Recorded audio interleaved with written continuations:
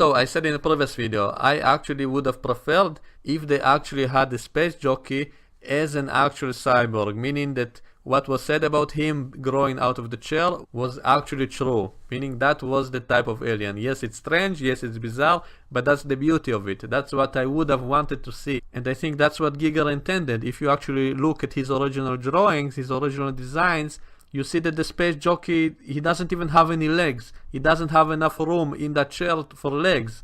So he's not supposed to have legs. He was actually supposed to be growing out of the chair. That's why he looks fused to it. Some people speculated maybe he just looks fused to the chair because he's fossilized, maybe because he was made the host by the xenomorphs, and that's what made him look like that. But I say no, he is supposed to actually be growing out of the chair. If you just look at the whole ship looks organic, the walls look organic, they look part organic, part mechanical. So all the tubes in the walls and in the floor, they are obviously mechanical. But the walls in between them, they look organic, they look like bones. And if you actually look at the behind the scenes of the making of it, if you actually look at what Giger tried to do, he openly says, I was trying to make it look as organic as I can. He was like bringing bones on set, trying to build stuff from actual bones, real bones. It was not organic enough, organic-like. It looked like handmade from artists. I thought bones, yeah, that was just fresh, and we had a big box full of bones, and there was such a smell. I want to have a landscape who is very much organic-like, but there was no time and no money for this. A real mixed up, a real biomechanical landscape, that would be good. Giger's sets were so erotic, and I mean, his big vaginas and penises, and I mean, it's like, it's the whole thing is like you're going inside of some sort of womb or whatever. I mean, it's sort of visceral and all of those things, and I think all those elements came into it, and that's what makes it really work. So anyway, back to this room with the space jockey. So just look at the floor beneath him. Does this look like a floor designed for walking? I mean, does it look like a comfortable floor to walk on? So if this space jockey is just in a suit and he just got into this chair, so before that he was supposed to walk to this chair, right? So how come you don't see any stairs or handles to help him go in and out of this chair if it is a workstation? Why does the floor not look like it's designed for walking? And so my answer is that it's not. My answer is that he's supposed to be permanently attached to his workstation. He is grown for this specific function of being a pilot in this case. The alien, and he hand brushed the alien, airbrushed it. I understand somebody tried to set fire to it or something, because they thought it was the work of the devil. Great. And so I assume that this is kind of a very advanced spacefaring race, which actually evolved like the Borg in Star Trek to being cyborgs, to being connected to their ship. And so the beauty of the designs of Giger is that you can not really even tell where the biology begins and the mechanical stuff ends. It all kind of mixed together in a very smooth kind of way.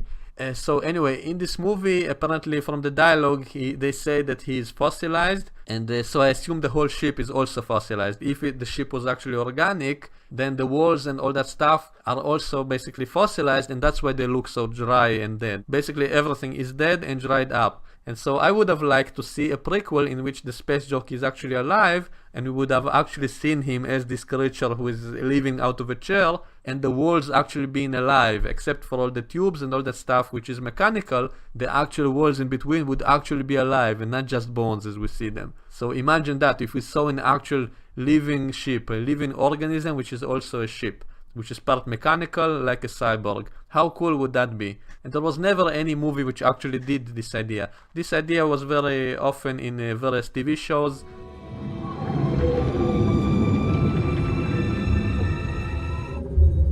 The ship and the crew existed symbiotically. Like in Star Trek, for example, there were a few episodes which showed kind of an organic-like ship. There was an episode called The Tin Man, which showed an organic living ship. Also in Voyager, there was a species who used organic ships. So this idea was in several episodes. Also in Stargate Atlantis, the villains of that show called the Race, they had organic ships. This idea was also in the old game StarCraft, which had the Zerg, which by the way are also very similar to xenomorphs. And of course there are a lot more examples. The pilot in Farscape. Moya is a biomechanoid, which means she's a living ship. It's not like you're walking through the intestine of a being, but it definitely has a definite organic feel to it. And she only communicates with Pilot. Pilot is a different race completely, but he is now grown into the ship. They're inseparable. What we see is only the top half of him. The bottom half is tens of thousands of nerve endings that go out throughout the entire ship. Also the game Scorn, Dark Seed, which showed actual paintings by Giger in the game, and I'll be showing some bits and pieces of them in this review to demonstrate the kind of stuff that I'm talking about. But first of all, let me get back to the actual space jockey. So imagine if they actually had a movie, and I think it's possible today to do this. Imagine to see this idea actually in a movie. And this is an idea that I love. This would be a perfect match for a horror science fiction movie. In StarCraft, you could actually see they actually have organic ships. They have organic buildings because they are a perfect organism.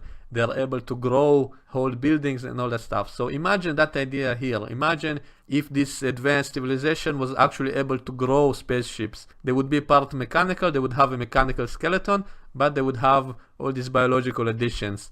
And the species itself would be cybernetic, so they would grow members of the species into their workstations, and they would be like Borg drones, and they would not all look like the space jockey, and that's the beauty of it. That would add variety. They would not just all look the same. That's actually something I agree with Ridley Scott about. I watched a few interviews of him, and he actually said that he thinks the xenomorph got old and he wanted to add more variety, and that's something that I actually want there to be more variety. I think that's what made the original Alien so creepy, because we never knew what the alien would look like next. So first it was just eggs, then a face hugger, then the chest burster, and only then the final form. And so the alien kept evolving, it kept changing shapes. That's what made it so creepy. You never knew what's coming next. And in the deleted scene you had its victims being stuck on the wall, being part of the wall, turning into eggs. That's a very creepy idea. That's what made this alien so scary. It was not just a killing machine. It was not just like a shark who eats you. It was a being who actually captures you alive. It turns you into a cocoon, and then you have its offspring burst out of you, and you might become part of this living wall, this organic wall, and you'll remain in agony while slowly turning into an egg. So that's what made it so creepy. That's what made it so fascinating. And again, this is an idea which was used in other science fiction TV shows and games. In the game Fallout 1, in the final stage of the game, I remember you had to walk through a corridor which was filled with organic matter, and you saw people in the walls, you saw hands and feet sticking out of the walls and still moving, still being alive.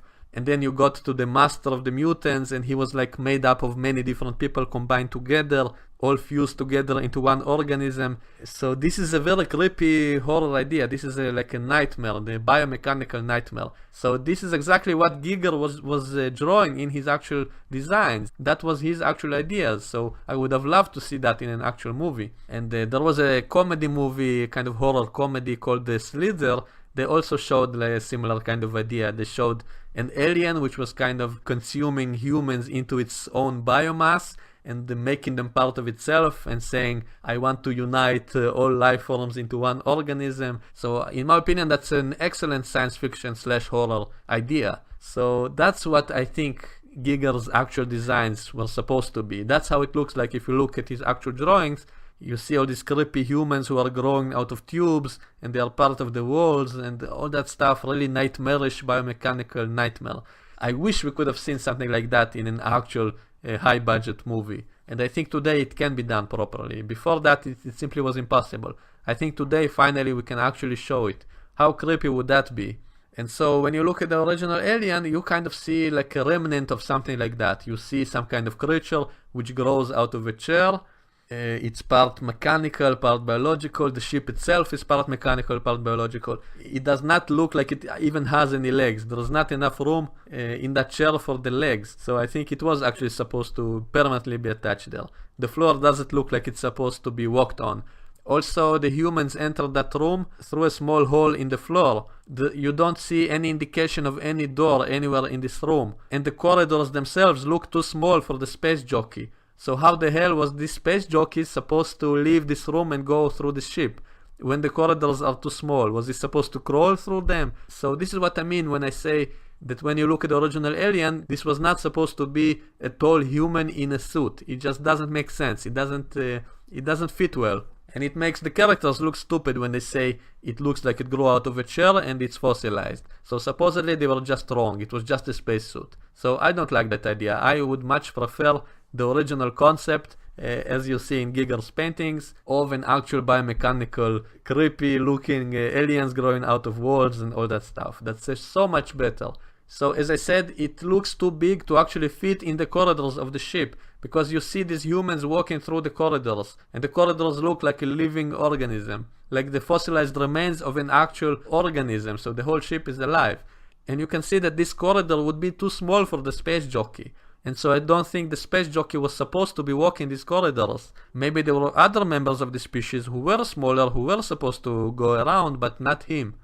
Now, as for the idea of them being the engineers, the creators of the humans, personally, I don't like that idea at all. I mean, in general, I don't like the idea of that some other species created humans. First of all, it doesn't actually fit with any scientific theory. There is no actual evidence of that, and so that alone makes it less sciencey.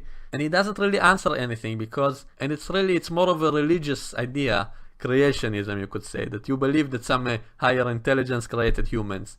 So even if we were made by another species, that species would still have to have been created in some kind of evolution. And so it doesn't really answer the question of how life began. It just transfers that question to somewhere else. And so I don't really see the point in that whole idea. And by the way, this idea was actually used in Star Trek, and it actually worked well there because it was used as an excuse to explain why all the aliens look like humans. And so to explain that, they actually had an episode that showed that there was actually an ancient humanoid race that seeded all the life in the galaxy, and that's why all the planets had humans evolve on it. It fit well with Star Trek because it was kind of an excuse to explain away how come all the aliens look like humans. Our scientists seeded the primordial oceans of many worlds where life was in its infancy. The seed codes directed your evolution toward a physical form resembling ours. So that worked in that universe. But in the Alien universe, and that's why I love the Alien universe, because it was a more realistic take, a more true hardcore science fiction take about the universe, that humans are actually almost alone in the universe, and the aliens that they do encounter are actual aliens. They are much more different than us. They're something else. They don't look like humans. And so that's the beauty of this alien universe. And so when they see the space jockey and they see the eggs, they are actually amazed by it. They say, we finally encountered another organic life form. How amazing is that? So this is what makes the alien universe look like more adult science fiction. I mean, in Star Trek, every planet has aliens who look like humans. And in Star Wars, you have all the alien puppets. Again, almost every planet has breathable air just for humans. Every planet has some kind of puppet alien, which in a way is better than in Star Trek, but it's still kind of ridiculous. Like, every planet has life. But in the alien universe, in this universe, it always seemed to me like more realistic, because you see that all the planets are desolate, almost all the planets are uninhabitable. That's how it really is like in astronomy. And when you see this crashed derelict ship, you realize it's not actually from here, it's from some distant corner of the universe, and this is totally alien. It's the first time we see something like this. It makes it much more realistic. There is far less suspension of disbelief, in my opinion. And when you finally see this alien, it looks so much different from anything that we know of. So it seems actual alien. So by having them being connected to humanity, I think it makes this whole universe smaller. It makes these aliens less alien. Suddenly they are the creators of humans, and they were actually heading to destroy Earth, to destroy humanity with these eggs. So the eggs were specifically designed for humans. In some ways, maybe it's better because it's more realistic, because many people would say, what are the odds that this alien is compatible with humans, that is able to impregnate humans? And so there is a point to that, because it does make it more logical in a sense that this was specifically designed for humans, so maybe in some way it's better. But in a way, it kind of ruins this alien, because I always assumed that this alien is simply so advanced. It's a perfect organism. It is so advanced that it is able to infect any other organism in the universe. That's what makes it so scary. It's not just about humanity. This creature is able to infect and take over all the planets which have life. It makes it more of a threat. it makes it more awesome. It is actually a perfect organism. That's what makes this alien so scary, that it is able to infect you even though you are different. So in my opinion, it was a mistake to make them connected to humanity at all. I think it was best when we thought of them as a completely different species from some distant corner of the universe who just happened to crash in the vicinity of humanity, and then because of the distress signal that he sent as a warning to his species not to pick him up, humanity picked it up and didn't understand it, and that's why they came there. And the actual crash of the derelict actually happened a long time ago, enough time for it to be fossilized, and so it was not supposed to be headed for Earth, in my opinion. Like, it doesn't make sense. The way it looks like, it has nothing to do with humanity, and it shouldn't be. Once you connect it to humanity, you basically make this whole universe seem smaller. So it was actually all about humanity all along. And by making them the creators of humanity, again, that's like hubris.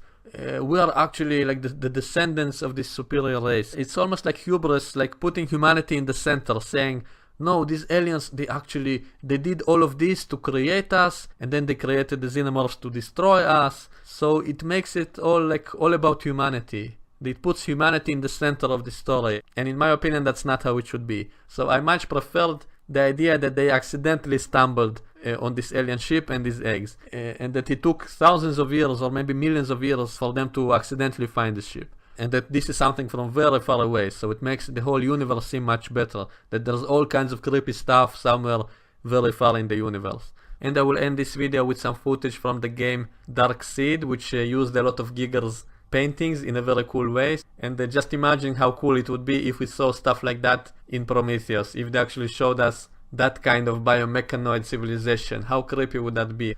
So please subscribe to my channel, leave your comments below, and I will see you next time. Are you one of the Dreketh Guard? Hardly. I'm simply a biomechanoid, pulled off the assembly line for sentry duty. This device is definitely biomechanical, part living organism and part machine.